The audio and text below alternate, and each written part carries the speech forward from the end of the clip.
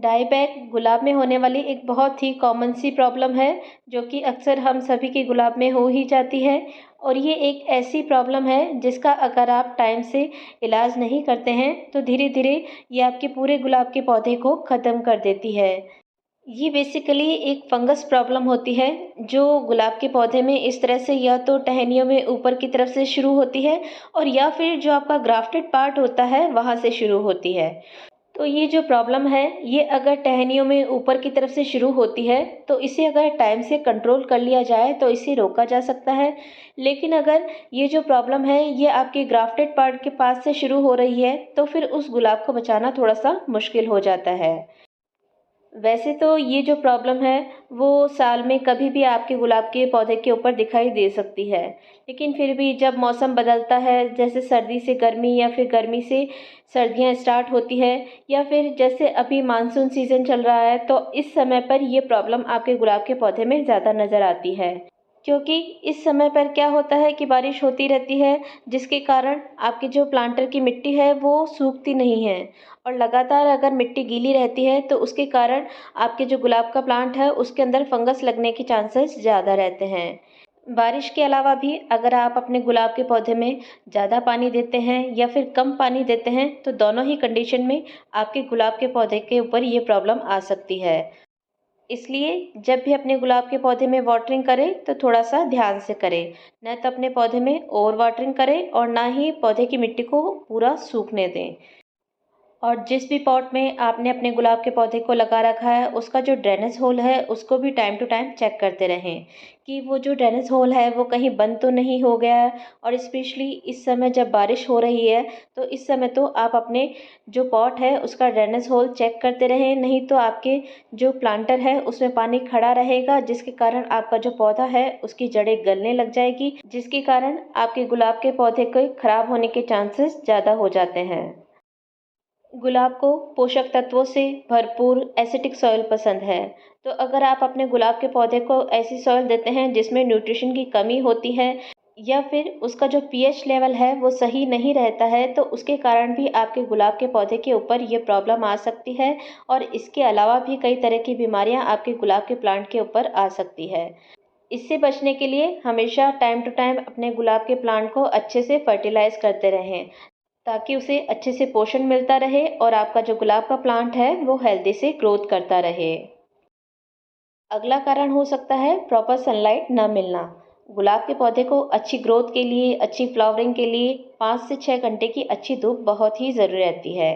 अगर आप इसे ऐसी जगह पे रखते हैं जहाँ पर इसे प्रॉपर सनलाइट नहीं मिलती है, तब भी आपका जो गुलाब का प्लांट है वो अच्छे से ग्रोथ भी नहीं करता है, और उसके ऊपर कई तरह की जो बीमारियां हैं वो भी अटैक करने लग जाती है। तो हमेशा अपने गुलाब के पौधे को ऐसी जगह पे रखें जहाँ पर उसे या तो पूरे दिन की या फिर कम से कम 3 से 4 घंटे की अच्छी धूप मिल सके। इसके अलावा अगर आपने अपने गुलाब के पौधे को ऐसी जगह पे रखा है जहाँ पे एरिएशन अच्छा ना हो, मतलब कि हवा अच्छे से क्रॉस ना होती हो, तो उसके कारण भी आपके गुलाब के पौधे के ऊपर डाईबैक की प्रॉब्लम आ सकती है। बहुत बार ऐसा होता है कि हम बहुत से पौधों के बीच में अपने गुलाब के पौधे को रख देते हैं, तो इसके कारण वहाँ पर एरिएशन अच्छा नहीं होता, और इसके अलावा जो ब्रांचेस हैं वो एक दूसरे से आपस में टकराती रहती है। तो ऐसा होने के कारण भी आपके गुलाब के पौधे के ऊपर डाईबैक की प्रॉब्लम आ सकती है। और पौधों के बीच में रखे होने के कारण अगर हमारे प्लांट के ऊपर डायबैक की प्रॉब्लम स्टार्ट भी हो जाती है तो बहुत बार हमारा ध्यान ही नहीं जाता है। और ये एक ऐसी प्रॉब्लम है जिसको आप जितनी जल्दी इसका ट्रीटमेंट कर देते हैं उतना ही आपके प्लांट के लिए अच्छा होता है। और जितनी ज़्यादा ये प्रॉब्लम बढ़ने लग जाती है, आपके प्लांट के ख़राब होने के चांसेस उतने ही ज़्यादा हो जाते हैं। तो जैसे ही आपको थोड़ी सी भी ये प्रॉब्लम अपने प्लांट के ऊपर नज़र आए तो तुरंत ही उसका ट्रीटमेंट कर देना चाहिए। तो ये तो हमने बात की कि डाईबैक की प्रॉब्लम आने के क्या-क्या कारण हो सकते हैं और उनसे किस तरह से बचा जा सकता है। अब बात करते हैं कि अगर आपके प्लांट के ऊपर ये डाईबैक की प्रॉब्लम आ चुकी है तो आपको इसका ट्रीटमेंट किस तरह से करना है।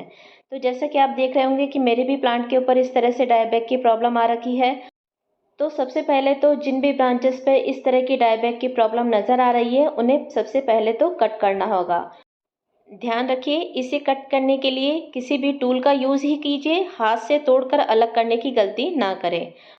आप इस तरह से किसी भी प्रूनर का यूज़ कर सकते हैं, किसी भी कैंची का यूज़ कर सकते हैं और या फिर साफ ब्लेड का यूज़ कर सकते हैं।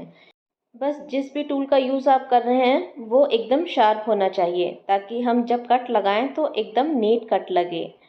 और जिस भी टूल का यूज़ आप कर रहे हैं उसे एक बार पहले अच्छे से साफ़ कर लें, क्योंकि क्या होता है कि इस तरह के जो प्रूनर होते हैं या फिर कैंची होती है वो हम अपने दूसरे प्लांट्स के ऊपर भी यूज़ करते रहते हैं। तो अगर उस प्लांट में किसी भी तरह की डिजीज़ है या फिर किसी भी तरह का इन्फेक्शन है तो वो आपके गुलाब के प्लांट में आ सकता है। तो इसे क्लीन करने के लिए आप या तो सैनिटाइज़र का यूज़ कर सकते हैं या फिर डिटॉल वगैरह अगर आपके घर पर है तो उसका यूज़ कर सकते हैं, या फिर रबिंग अल्कोहल होता है उसका यूज़ कर सकते हैं, और या फिर इस तरह से जो हाइड्रोजन पेरोक्साइड होती है इसका यूज़ आप अपने टूल को क्लीन करने के लिए कर सकते हैं। किसी भी साफ़ कपड़े पर या फिर इस तरह से साफ़ कॉटन के ऊपर ये जो हाइड्रोजन पेरोक्साइड है इसे आप थोड़ा सा ले लीजिए और इस तरह से अपने टूल को अच्छे से इससे क्लीन कर लीजिए। अच्छे से अपने टूल को साफ़ करने के बाद में आपके प्लांट में जहाँ भी ये डायबैक की प्रॉब्लम आ चुकी है, जिस भी ब्रांच के ऊपर आपके ये प्रॉब्लम है, उस ब्रांच को जहाँ तक ये डायबैक की प्रॉब्लम है उसके थोड़ा सा नीचे से आपको कट करना है, क्योंकि ये आपको नज़र तो यहाँ तक ही आ रही होगी लेकिन ये जो प्रॉब्लम है ये धीरे धीरे नीचे की तरफ बढ़ती है। तो पहले ये अंदर की तरफ से आपकी ब्रांच को ख़राब करती है, फिर बाहर नज़र आती है।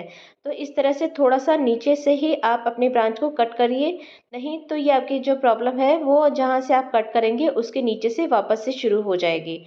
और कट हमेशा इस तरह से तिरछा कट ही लगाएं। ऐसा करने से जब भी हम अपने प्लांट के ऊपर पानी से शावर करते हैं या फिर बारिश का पानी इसके ऊपर गिरता है तो वो पानी इसके ऊपर ठहरता नहीं है, जिससे मॉइस्चर के कारण आपके प्लांट में वापस से ये प्रॉब्लम स्टार्ट नहीं होती है। तो ये देखिए मेरे जितनी भी ब्रांचेस के ऊपर ये डायबैक की प्रॉब्लम थी मैंने उन सबको कट कर लिया है। इस वाली ब्रांच के ऊपर तो ये देखिए इस तरह से नई ग्रोथ भी आ रही थी। लेकिन अगर आपके प्लांट के ऊपर भी इस तरह से नई ग्रोथ आ रही हो तो उसका लालच मत करिए, उसके नीचे से ही अपनी ब्रांच को कट कर दीजिए, क्योंकि नई ग्रोथ तो वापस से आ जाएगी लेकिन ये प्रॉब्लम अगर आपके प्लांट के ऊपर रह जाती है तो धीरे धीरे ये आपके प्लांट को ख़राब कर देगी। तो हमारा जो अभी एम होना चाहिए वो अपने प्लांट को बचाना होना चाहिए। अगर हमारा प्लांट हेल्दी हो जाएगा तो उसके ऊपर वैसे भी बहुत सारी ब्रांचेस और बहुत सारे फूल तो हम ले ही लेंगे। अब ब्रांच को आपने जहाँ से कट किया है उसको कवर करना बहुत ही ज़रूरी रहता है। अगर आप इसे ऐसे ही खुला छोड़ देते हैं तो ये जो ब्रांच है ये यहाँ से वापस से सूखना स्टार्ट कर देती है।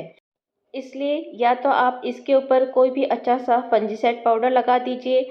अगर फंजीसाइड पाउडर नहीं है तो आप हल्दी पाउडर का भी यूज़ कर सकते हैं, और नहीं तो इसे सील करने के लिए आप इस तरह से नेल पेंट का यूज़ भी कर सकते हैं। नेल पेंट तो आपके सबके घरों में होगी ही, तो आप कोई भी नेल पेंट ले सकते हैं और जहाँ से हमने अपनी ब्रांच को कट किया है उसके ऊपर इस तरह से नेल पेंट का एक कोट लगा दीजिए।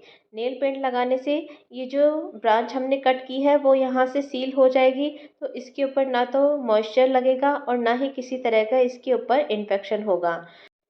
नेल पेंट आप कोई सी भी यूज़ कर सकते हैं, किसी भी कंपनी की यूज़ कर सकते हैं, किसी भी कलर की यूज़ कर सकते हैं। मैंने ये ट्रांसपेरेंट नेल पेंट यूज़ की है। अगर आपके पास ट्रांसपेरेंट ना हो तो आपके पास किसी भी कलर की अगर नेल पेंट है तो आप उसका यूज़ कर सकते हैं। तो ब्रांचेस का तो ट्रीटमेंट हमने कर दिया, लेकिन अब हम अपनी मिट्टी का भी थोड़ा सा ट्रीटमेंट कर ही लेते हैं। तो सबसे पहले तो चेक कीजिए कि आपकी जो प्लांट की मिट्टी है वो कहीं बहुत ज़्यादा गीली या बहुत ज़्यादा सूखी तो नहीं है। अगर बहुत ज़्यादा सूखी है तो फिर उसमें अच्छे से वाटरिंग कीजिए, और अगर ज़्यादा इसमें मॉइस्चर है तो एक बार इस तरह से अच्छे से अपने प्लांट की गुड़ाई कर दीजिए।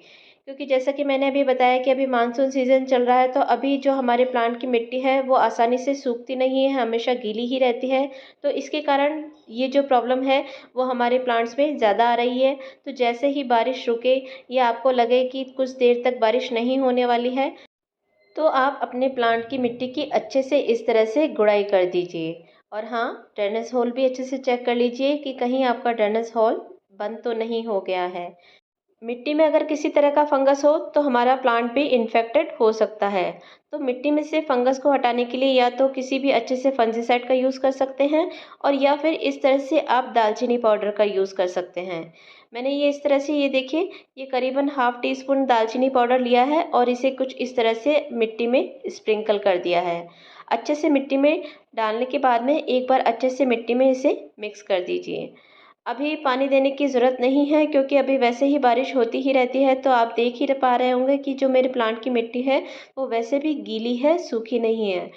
अगर आपके प्लांटर की मिट्टी सूखी है तो इस समय आप अपने प्लांटर में अच्छे से वाटरिंग भी कर सकते हैं, ताकि ये जो दालचीनी है वो आपकी मिट्टी में अच्छे से मिक्स हो सके। दालचीनी की पाउडर में एंटीबैक्टीरियल और एंटी फंगल गुण पाए जाते हैं, जिसके कारण ये आपके प्लांट को बैक्टीरिया से भी बचाती है और फंगस से भी बचाती है। दालचीनी के अलावा आप अपने प्लांट की मिट्टी में हल्दी पाउडर का भी यूज़ कर सकते हैं। तो कैसी लगी आज की वीडियो आपको? अगर आज की वीडियो आपको अच्छी लगी हो तो वीडियो को लाइक कीजिए, शेयर कीजिए और मेरे चैनल को सब्सक्राइब कीजिए।